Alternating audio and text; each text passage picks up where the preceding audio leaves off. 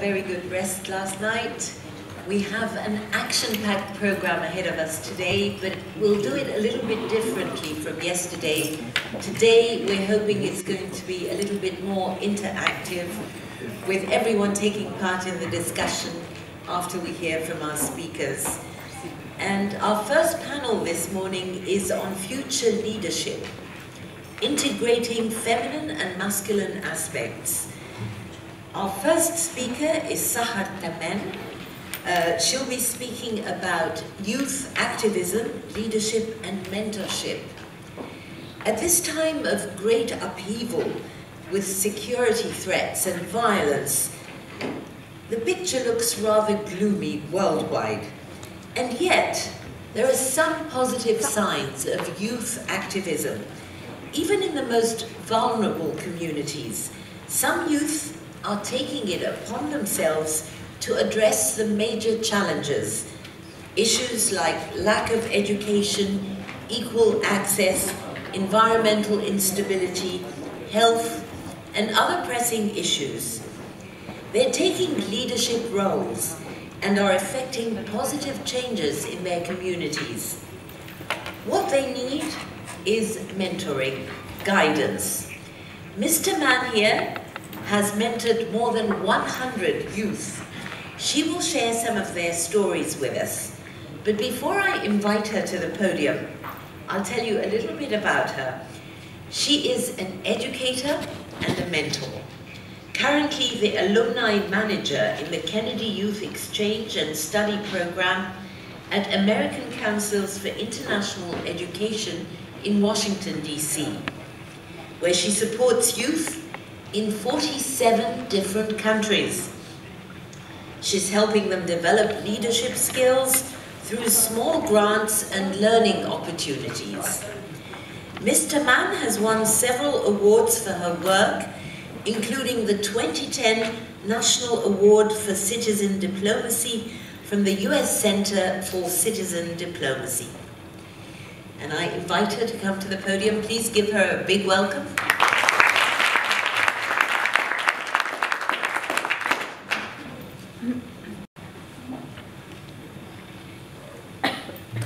Good morning, everyone. Good morning. One thing that I recognize that I didn't actually have put in my bio is that I am Egyptian. I always forget to say that. I assume that since I'm in Egypt, everyone would know that I'm Egyptian. Let me start with asking everyone to just take a moment to share our spirit together. So if everyone could maybe close their eyes. This is a visualization, a guided visualization for 1 minute. And I will also close my eyes. And as we close our eyes and breathe a natural breath, recognize that inside us there is a great center of peace and calm. And that inside everyone here in this room, there is also that space of peace and calm.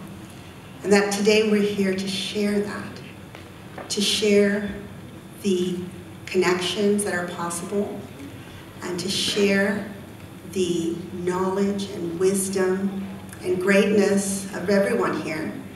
And in addition, everyone that has ever been here in this library, all their intellect, everyone that has ever been in the Library of Alexandria for thousands of years, and every spirit that has ever been in this land.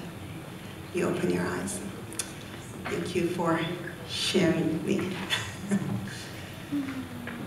Okay, all right, so I can start by telling us that we have a leadership crisis in the world. I could start by saying that, and we do. However, I think that instead I can present to you that there's a great deal of leadership, a great deal. And it is especially coming from youth. And these are youth, often in difficult places, where there is need for improvement and who are working to enable their communities to grow, to change their communities for the better. Sometimes these are just young people, and sometimes individuals, and sometimes they're groups. I purport that these young community leaders all over the world have a possibility to create a network, that there can be a web around the world. It's possibly a support network that's connected. However, I really believe it's already become a spiritual movement.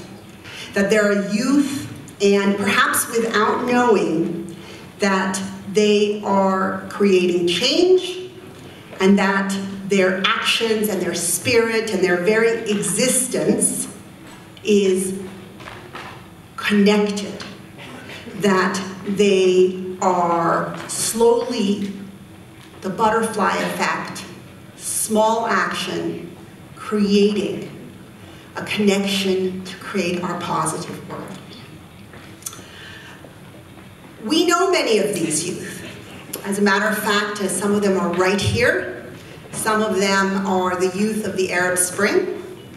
Some of them are the young people, for example, from the Human Foundation, who I've really had the pleasure and honor to know. And there are others. There are many others who are not so well known. They're much less visible. So I've had the pleasure to work with several youth. I've had the honor to be connected to them, and I would like to think in some way that I have been a mentor in some way. And I'd like to share a couple of these stories, women's stories and men's stories. Because what I think they need for success is support. That they need tangible help, and this can come from mentorship, what is known as mentorship. That is guidance and wisdom from experience and age, and that's really readily possible to do that we can mobilize our knowledge, mobilize our resources, and we have so much here, just in this room alone, so much. So let me start by describing, and not defining, but describing some of the characteristics of mentorship. So, I think we can start right here. So, what I describe as mentorship is a relationship between an experienced leader, the mentor, and a youth leader, a mentee. Often this is a one-to-one relationship. It's in many fields. Many people who are great leaders in the world today have had mentors. Many people that were not great leaders in the world today had mentors also who led them in a particular direction.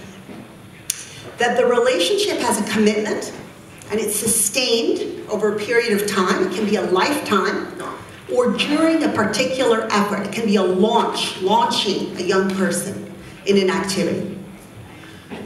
I like to think that the mentor is transferring wisdom and not just the knowledge and experience of how to do this or how to do that. I also believe that it's a nurturing and spiritual relationship. There's development of mutual respect and mutual learning. And anyone can serve as a mentor, anyone. So some types of mentoring. So what I call corporate or international mentoring is a person who is connected in some way to a youth leader on the ground. For example, I serve in this role. I work for an NGO in the United States, and I have an opportunity to work with young people in many of these 47 countries, and I connect to them on email or Skype, or I make phone calls, or I help guide them in their ideas. So this is what I call the international mentor. There are oftentimes the local mentor, someone in their very own community. Sometimes that person also is in an NGO. Sometimes that person is just has more resources, more of an educated person. but they are more local, they understand. For example, in Karachi, the young woman will hear her story. She talks about a mentor who's right there local in Karachi. And there are peer-to-peer mentors. You know, many times there's someone who's doing something who has a peer, possible to be connected to a peer in another country. You know, what happens in Egypt has probably had someone work on it in India. So making a connection between peer-to-peer mentors. And then there's really what I call self-mentoring. Part of self-mentoring is finding your inner resources to mentor yourself, and to even figure out how to find a mentor. So the mentee, in many ways, has to guide him or herself to find the mentor, looking for a person to advise. Any of these can also become the spiritual mentor, the person that can guide the young leader through a long period of time. So what do mentors provide? I think they have different benefits to the mentee depending on the type of mentoring they're doing. In the international situation, they can provide advice and guidance. They have access to resources, funds, for example. For example, I can give my mentees small grant money anywhere between, you know, a few dollars to about $3,000, so it's not a significant amount of money. Of course, we work through the process of them applying for that. Any other kind of resources, oftentimes I can connect people. You know, it's funny how a person in the United States may know what's happening in Cairo and connect the two people in Cairo together. And then oftentimes that person serves a role of marketing the work of the young woman, the young man. More resources to put them on an international or national scale. The local mentor has a lot more access to the mentee. They are on the ground. They understand the local resources. So for example, an NGO in the United States is not necessarily aware of every foundation in Egypt, or how to get assistance from that foundation, or how to register a small organization. You know, those are things that local people on the ground have. The other very important part of a local mentor is risk assessment and safety. Oftentimes a young person has never done this kind of thing before, and they're taking great risk in doing this. The story of Maria, she tells the story when she started in her community teaching young women who are uneducated, just basic literacy, basic English. The number one group who was against her was the mosque behind her house. And that on the loudspeaker, they would let everyone know that no one should send their girl or their wife to Maria's school because she was a spy and she was an agent of America. So that's the kind of risk that they take. And when I'm here in Egypt talking about risk, I think everyone knows what that means. Exactly that situation. And of course, the local person has experience. What the peer-to-peer mentors have is the shared experience. They have the lessons learned. Oftentimes, these are the people that become a hero for the younger person, the person who hasn't quite experienced it, and they also develop a lifetime relationship. The self-mentoring, as mentioned before, is this sort of religious and a spiritual dimension, and it is the leader looking to himself for resources, calling on the Almighty for his needs and her needs. What mentors offer beyond all this, the most important part, is the self-confidence, building that young person's self-confidence, encouraging, support. They feel someone's behind them, even if they're in America, you know, even if they're in a much nicer section of Karachi where they can never get to, but they feel that someone's behind them. They're developing this personal relationship. They also consistently attempt to assist the youth in the spiritual development. And sometimes it's the first example of that young person really reaching out you know, for his inner reaching out to God. Mistakes. Mentors make a lot of mistakes. I've made many. I hope that God forgives me, because most of what I have ever made a mistake was not intentional. We can misdirect. Adults can have young people do what they want because we think that they know, because sometimes our experience is not actually relevant to the current situation. Sahar, excuse me, I have 5 more minutes. I have 5 more minutes. Okay, good. And does it include the film? No. It doesn't include the film. Okay, we did start a little late though. Yeah. Okay. Let's see if we can have a chance to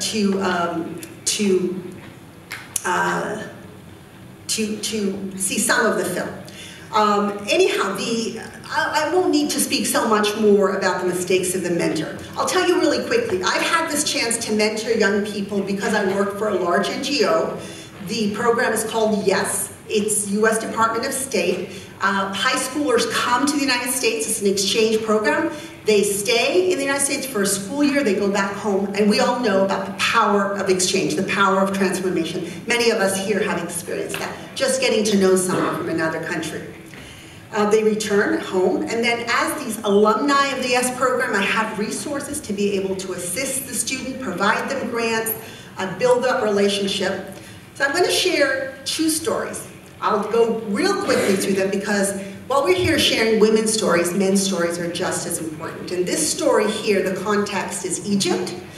This is a young man who, this is a picture of his project. If anyone can recognize, this is in St. Catherine's in the Sinai. These are local tour guides who helped hikers get through St. Catherine's. And this is the banner which says that the Arab Medical Union was involved in this. So this young man he had just an interest in hiking. He realized the need for safety because there was an accident and an Egyptian hiker died. He did not have safety access. And he realized many things. The trails needed marking.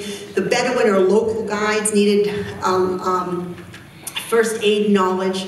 And he realized even the people of St. Catherine didn't have good access to health care.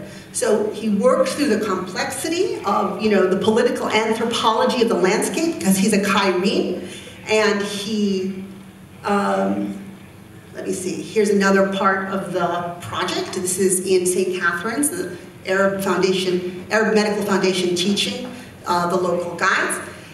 And he developed these mentorships, including with people in the Arab Foundation, with expert hikers and climbers, with his own peers, with the Bedouin tribes themselves, and he actually learned so much from understanding their hierarchy. Created a huge sense of mutual respect. I'll tell you real quickly about Maria Taqdees. Maria Taqdees is from Karachi, Pakistan. She did go to the YES program. She returned home at 15. She came from a middle-class family. However, when she got home, she was asked by her family to marry. And as we know, people from certain cultures, from local cultures, do not want to do things. She did not want to get married, but she, out of respect for her family and culture, really more than being forced to, out of respect, she did marry. She married a man older than her. She married a man in a very poor area, Baldea town of Karachi. She said, I spent several years in despair. I looked around, I was educated, I lost everything. After 3 years of despair, and having children and being a wife, she said, I know English, I can know basic computing, I went to the United States, I know something, I can teach these people in my community. As I mentioned, her community was against her. She said every day people were told not to go and see her. 3 years later, working and working and working, these same people, the imam, the sheikh, the community leaders would tell their the people that attended the mosque to please go and see Maria. Please go and see her because she will be of great assistance to your daughters and your wives. This is Maria, her vocational center, which she started in her home. She lived with a larger family. She had 1 bedroom, and that bedroom was the school. She she really wanted to uplift these girls, and she realized that only just teaching English wasn't enough. They needed vocational skills, so she started teaching them hairstyling. She herself had to learn all of these things. There are 500 girls and women that have since gone to Maria's school in her bedroom. So I'm going to stop here. Let's see if we might not have time to see the film, although Maria created this interview film actually addressing this conference, the Women's Gathering for Change. Do you want to see it? Yes. Okay, great. Before we do see it, I just want to make one final note here, and that is, in case you think that this type of mentorship and these types of building youth leaders only comes when people have resources, that only comes when someone from the United States or Europe is able to assist, I would like to tell you about my experience this week in Egypt. So, as I said, I am Egyptian. I consider myself Falaha from the village of Shubrabas, Merkez Shibin al-Qom al-Munafir. And I had the honor to go there and see my family. And they have put together, as part of the foundation, there are many foundations and charitable foundations in Egypt, maybe 90,000. They have put together with this Hope and Future Foundation, lots of projects. And in this case, these are some of the members of the board. These are local resources. This young man is Muhammad Taman, that's my family name. These are his uncles around him. The man with the hat is my uncle, who actually lives in Alexandria, but has that mentorship relationship. It is everywhere. It is possible. And this is done with very little resources. It is organic. It's in Egypt. So thank you very much. Is it okay if I show a couple minutes of the film? Okay. All right. And I'm sorry I speak very fast. I apologize. And we'll probably not see the whole film. I just want you to get a sense of who is Maria. The part of this conference today. I'm so excited to meet you all. Currently, I'm living in Maria Taqdees, Karachi, in Pakistan, which is among the most under-resourced areas of Karachi, Pakistan, where people barely get into one-time meal. So, and the education is in the most bottom of their to-do list. I mean, first they have to think about the food and then their basic living, and in the last they think about education. Like when I was back from America, and then I got married right after coming back from America. I got married and brought into this area. When I was lost, I did not have any vision to do what to do next. At that time, I thought that I have some abilities. I do know computer, I do know English, I have been to very good school, I have been to America, I have seen the world, the very bright side of the world. So I decided to bring the change in this community. I decided to teach the women, the mother in the family, the women of the family, because for me, if the mother is educated, she can educate the entire nation. She can educate the entire youth.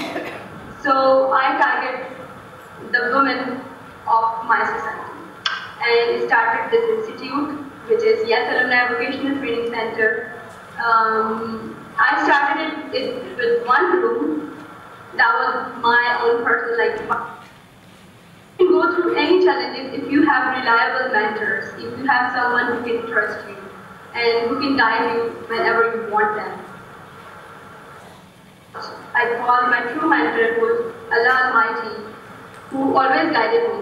And then in like 2009, when I got the computer and then internet connection, and I was reconnected with the world outside, the first person I called you can say 9 years back, the first person I called was Maria Taqdees. She's a director in Iron Center, Pakistan.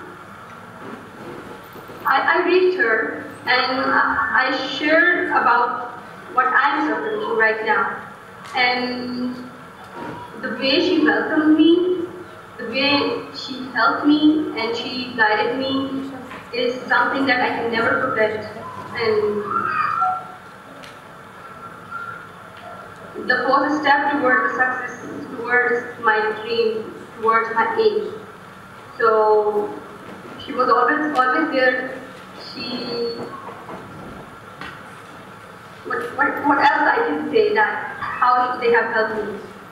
I was given the basic resources by them to start my very own institute for women.